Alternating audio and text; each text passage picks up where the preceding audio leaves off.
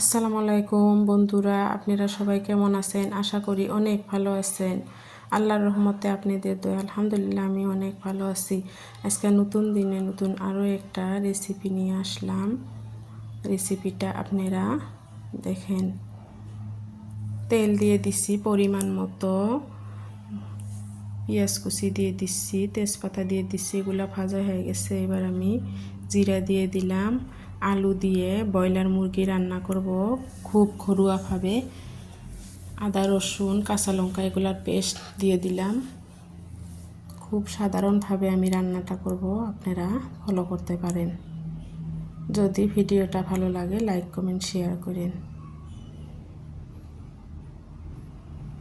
মশলাটা আমি ভালোভাবে কষাইয়ে নিচ্ছি। দেখেন, আদা রসুন কাঁচা লঙ্কা এগুলা ভেজে নিচ্ছি।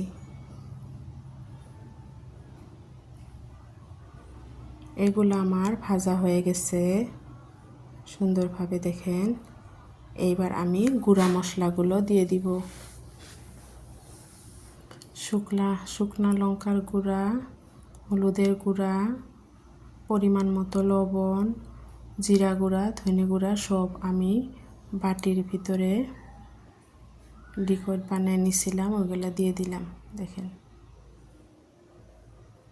গুঁড়া মশলাগুলো দিয়ে ভালোভাবে কষাই নিচ্ছি। দেখেন, কষানো আমার হয়ে গেছে, তেলটা উপরে ভেসে উঠেছে। এবার আমি মাংসগুলো দিয়ে দিব।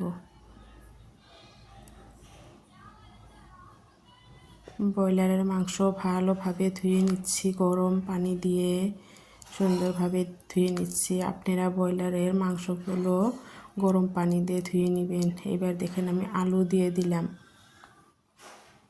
আলু দিয়ে মাংস দিয়ে এবার আমি ভালোভাবে কষাই নিব।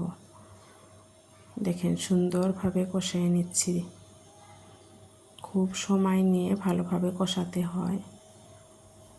মাংস টেস্ট হয়, যত কষাবেন তত টেস্ট হবে। দেখেন, আমি কষাতে কষাতে কালারটা চেঞ্জ হয়ে গেছে। এবার আমি ঝোলের পানি দিয়ে দিব, গরম পানি দিয়ে দিব ঝোলের। যেহেতু কষাতে কষাতে আমার মাংসটা সিদ্ধ হয়ে গেছে, সেই জন্য অত পানি দিতে হবে না, অল্প পরিমাণ মতো পানি দিয়ে দিলাম।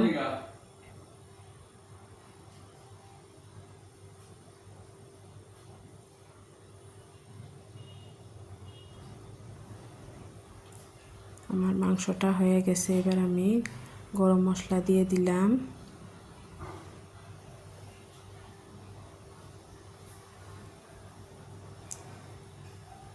এবার আমি ধনে পাতা দিয়ে দিব।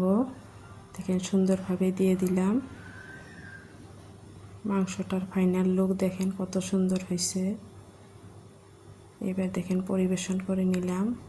খুব টেস্ট হয়েছিল মাংসটা। আপনারা ভালো থাকবেন, সুস্থ থাকবেন। পরবর্তী ভিডিওতে দেখা হবে। আল্লাহ হাফেজ। আসসালামু আলাইকুম।